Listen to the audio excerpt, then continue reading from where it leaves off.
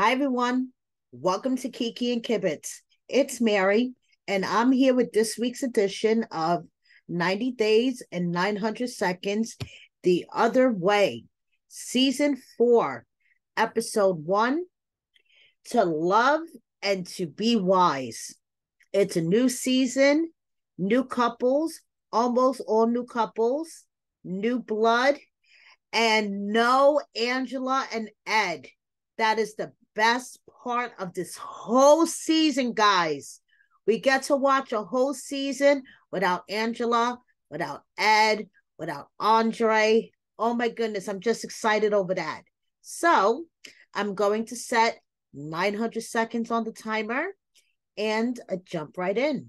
If I was going to give this season premiere of season 4 of The Other Way a grade, I would give it a B. It was pretty beefy. The couples that we were introduced to are dysfunctional in 90-day fashion. They are dysfunctional. And hey, it was only the first episode. So let's see what this season brings. And let's hop right in. So let's put 900 seconds on the timer. And here we go. Our first couple, we have Chris, who is 40 years old, and Jamie, who is 30 years old. Jamie is originally from Venezuela, but she lives in Bogota, Colombia. And I have an announcement to make. The Tooth Fairy lives in Haleyville, Alabama. Chris likes to dress up in outfits, guys. And it starts off with the opening scene. She is literally dressed up like the fucking Tooth Fairy. This chick goes out. She's like dancing to the mailbox and she's wearing like fairy wings and she has a thing for onesies. Okay. She says she's 40, going on 20. She has the soul of a 20-year-old and she looks like she's 20. She has a onesies collection. She likes to dress up in costumes. Haleyville, Alabama is the Bible Belt. Everybody is into church, and it's not exactly a place for a bisexual woman to flourish. Okay. So she has been through 2 marriages, she has 2 children, and she has always known that she likes women better. So in order, for her to explore her sexuality, she has to travel to Birmingham, Alabama, which is an hour and a half away, in order, to date women, explore her sexuality, because in her little small, closed-minded Bible Belt town, this wouldn't, go over well. So anyway, she met her sexy Venezuelan who is now living in Colombia, Jamie, on this dating app. And guess what? She is moving to Colombia and she is marrying her within 9 days after her arrival, because that is the earliest date. They want to get married as soon as possible. And 9 days after her arrival is like the earliest date that they can get from the wedding venue. So they're going to do this within 9 days of her arriving. And Chris's daughter brought up a very good point. Like, she was talking to her children, and her daughter was like, Mom, how do you know that you even like this person? You never met her in person. You're going to Colombia for the first time to meet her. Like, how do you know if you even like her? And she has a great fucking point, because you don't know. Like, you could say that you love somebody over the phone, you love them through text messaging, you talk to them all the time. I love them. And then when you meet them and you spend time with them and you live with them, you can love them all you want, but their eating habits annoy the fuck out of you. The way they brush their teeth annoys the fuck out of you. The way they sleep annoys the fuck out of you. There's a big difference between loving somebody and liking somebody. And Chris has no idea if she's going to like Jamie until she gets there. So I think she may be in for a big surprise. So then we find out that Jamie almost died of COVID. 6 months ago, Jamie was really, really sick. And that's when Chris made the decision that instead of waiting for the paperwork to bring Jamie here, that she was going to go to Colombia and she was going to marry her because she could not let Chris go. Then we get to meet Jamie. And Jamie's hot. I give it to Chris. You know, Jamie is hot. And if I was into women, I would be totally into Jamie. So we get to meet Jamie. She's buying a sexy dress, you know, for Chris. And Jamie's like, Venezuela is a very poor country. Venezuela does not, you know, tolerate gay relationships. So she moved to Colombia.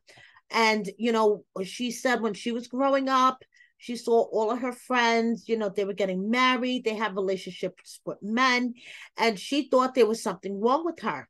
So she went to therapy, and the therapist asked her, you know, you spend so much time with women, you know, you spend so much time developing relationships with women. Are you a lesbian? And she said it all clicked. And she realized she's a lesbian now, yesterday, tomorrow, next week, next year, next century. Jamie is a lesbian, and you better accept it. Fine. So, but she hasn't told her parents. Her parents are ultra conservative. Her friends are totally accepting. Her friends are like, yes, Jamie. And they were the ones that actually directed her to the dating app where she found Chris. So now she calls her friends to let them know that Chris is arriving soon. And her friends are like, I don't know if we're too happy about this. Because remember the time that Chris ghosted you for 20 days and you were so upset about it? You were crying to us. And then you met the girl from Texas and there was all this drama with the girl from Texas. And JB was like, yes, I remember, but we worked things out. And I haven't spoken to the girl from Texas since. Then we cut back to another scene with Chris, and she's with her mom in like this burnt out house. And we find out that Jamie is the owner. I'm sorry, Chris is the owner of this house. This is her dream house that she bought 6 years ago. It has 3 apartments in it. She was planning on renting it out for rental income. 2 years after she bought it, there was a fire and it totally destroyed the house and destroyed her dreams with it. And she's been trying to, you know, fix up and renovate the house ever since. Chris is a hard worker. She has 2 jobs. She's the manager of a large shipping company and she runs security at a school. So now she's leaving this house that she's been trying to renovate for rental income. She has another house next door that she owns that she's trying to sell, rent to buy. And you know, she has her 2 jobs. She's giving all this up to go to Colombia to have nothing in Colombia for love. And her mom, you know, reminds her, you know, just this is first of all, this is all a big surprise to mom because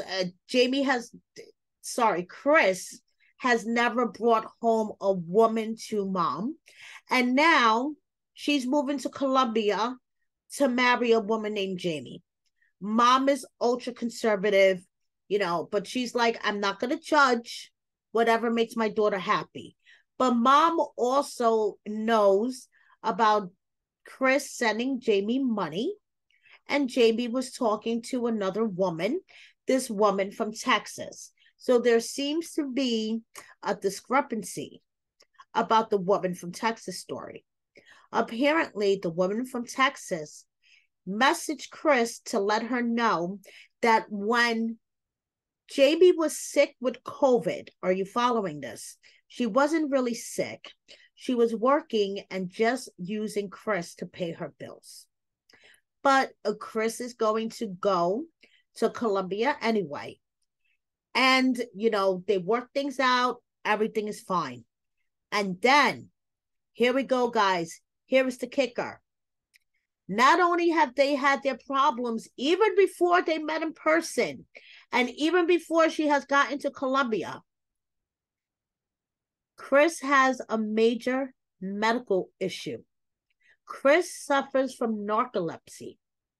And her mom is like, is JB going to be able to handle all this? And Chris is like, I hope so. None of my other prior relationships have. They get upset with you when you fall asleep in the middle of a conversation. My memory lapse. Falling asleep in the middle of the day. Being up all night. This puts strains on a relationship. And I'm really hoping that JB is able to handle it. And her mom is just like, So yeah, this is the first train wreck that we were introduced to on The Other Way. So let's see how this goes. Her mom is afraid that this is all a scam. And I'm hoping that it's not. Moving on to our next couple.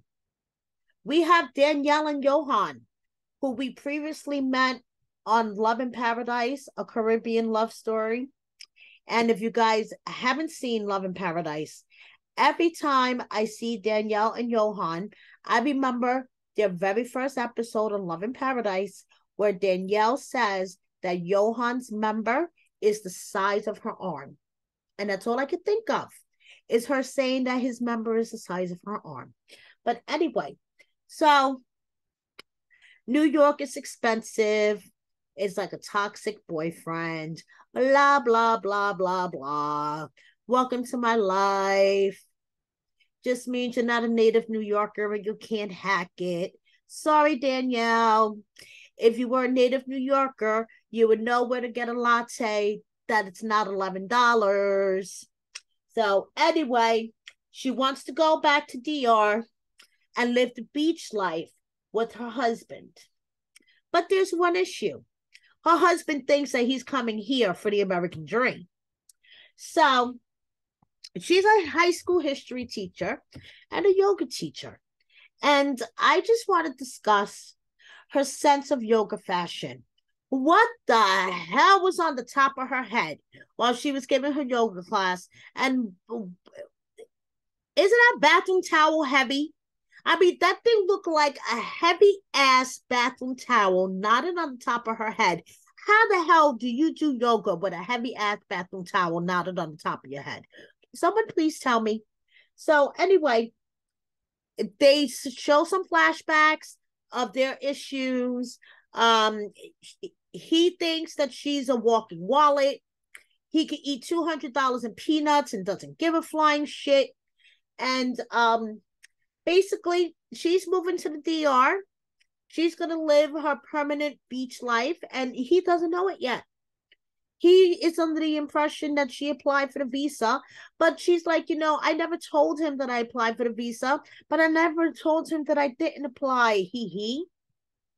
So she tells her students that this is going to be her last class, and one of her students is just worried that she's dealing with a skanky panky. So, a skanky panky is a man who works in a resort and now looks for a woman to provide for him and his family. And you know something? Johan may be that. But Danielle is flipping the script, and she's gonna skanky panky because she's, deciding I am going to live the beach life, and this man is staying in the DR whether he likes it or not.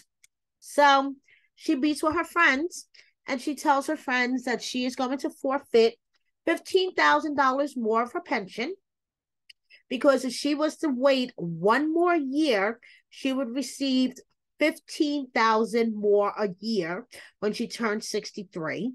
But that doesn't matter. She wants her beach life now. And her friends are like, what? How are you going to do this? And she's like, I'm going to manifest it. I'm going to manifest it. And her friend's like, yeah, okay, you keep manifesting, sure. So she gets on a plane and she goes to the DR. And Johan is so happy to see her until he realizes what her plan is. So they're in the car, and she's like, listen, I just want to let you know, we're not going back to the United States. I'm staying here. And he's like, ¿qué? And she's like, we're not going back to the States. So Danielle and her horrible Spanish crushes Johan's American dream. She's like, nunca, nunca, nunca. And he's like looking at her like, what are you talking about? And she tries to explain to him, things are expensive in New York. Things are so hard in New York. And she just wants to live, her beach life on the beach, barefoot, giving yoga classes. I don't know what the hell she wants to do. And she's like, no visa, nunca, nunca, nunca. And she is crushing his American dream with her horrible Spanish. So she's just like, mi amor, listen to the math. It's not going to work. And he's crushed. And he looks like he wants to do a U-turn and take her right back to the airport. So that's how it leaves off with them. And and also she points out that his American dream would never work anyway because he doesn't speak English. So even if they do come to the States, he would get a shit job because he doesn't speak English. And, it's like, thanks. Be encouraging, why don't you? So, I'm out of time.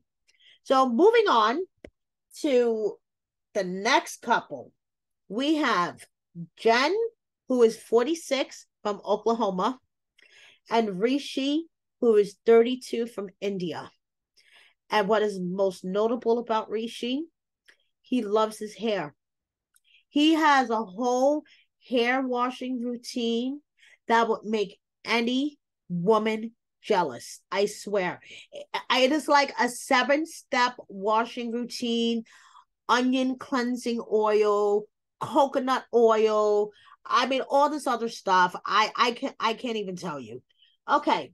So he says that people tell him that he looks like an Indian version of Jesus. I don't know.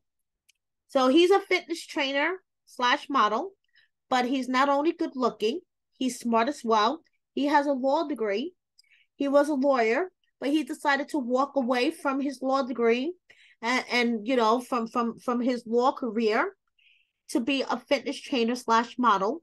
And being so good looking and charming, the woman just automatically walk up to him and talk to him.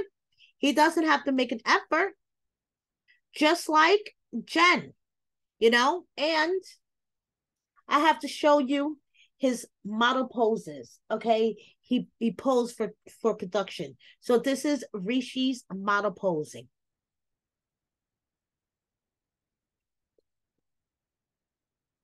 Let's all pose like Rishi.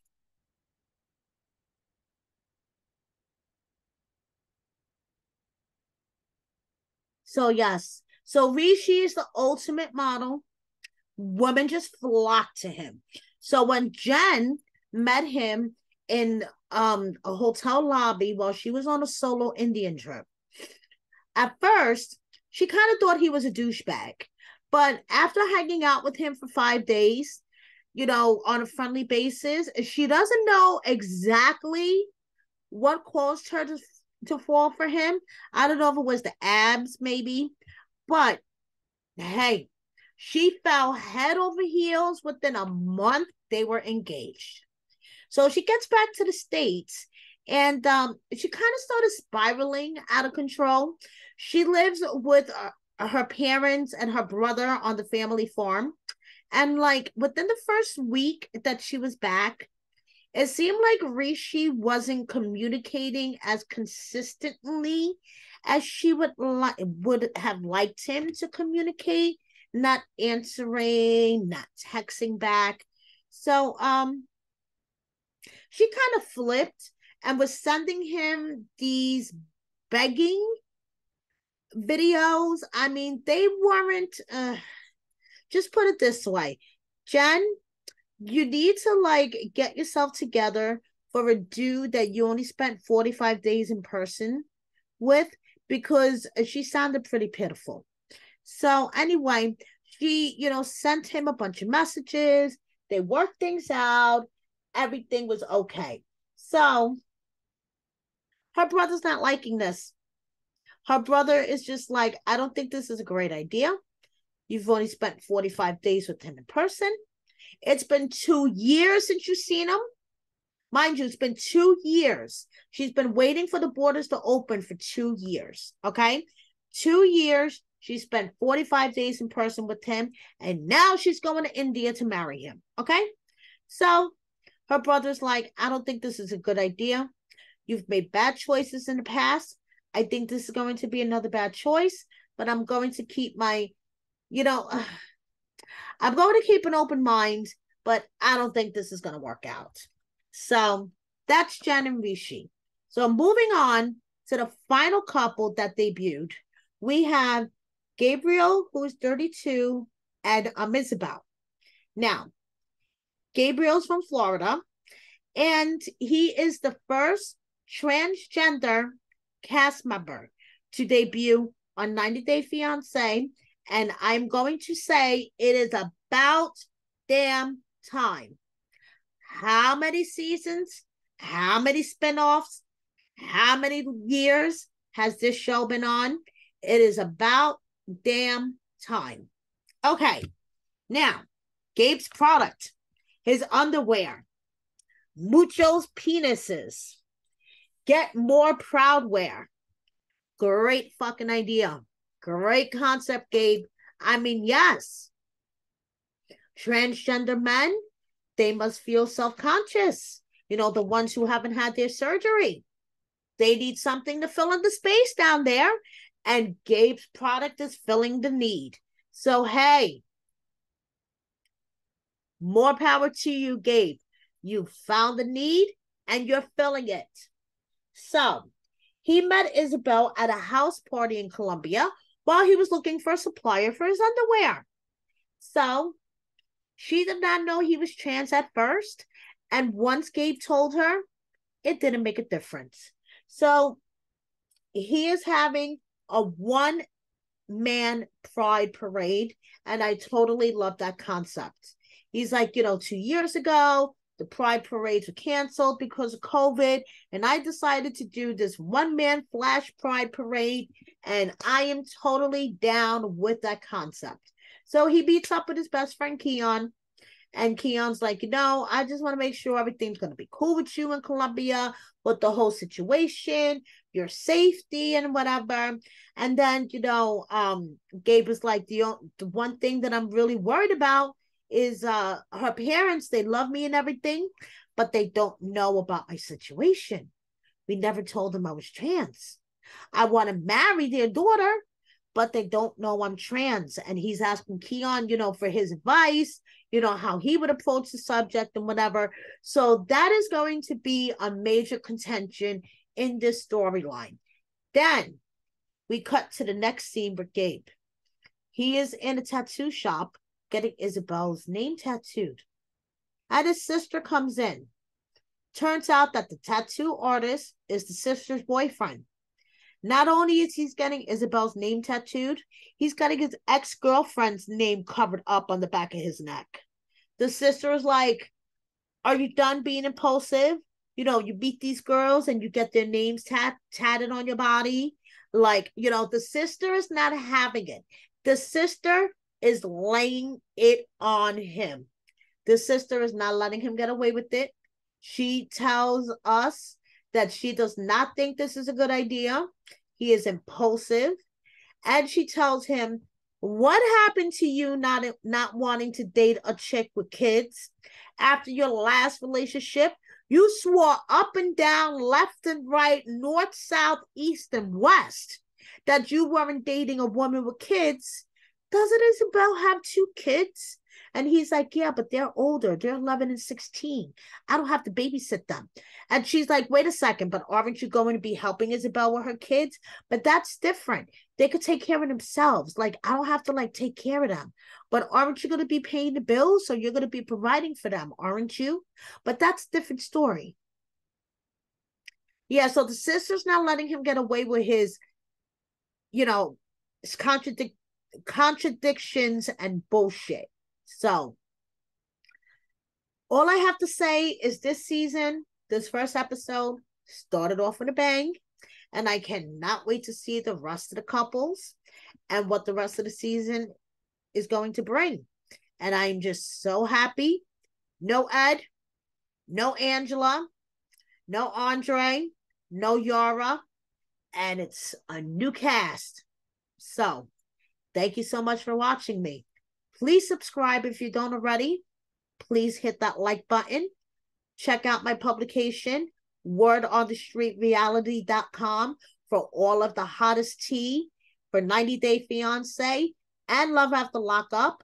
And please share my video with a friend or 10. That would make me so, so happy. Thank you so much for watching. Bye.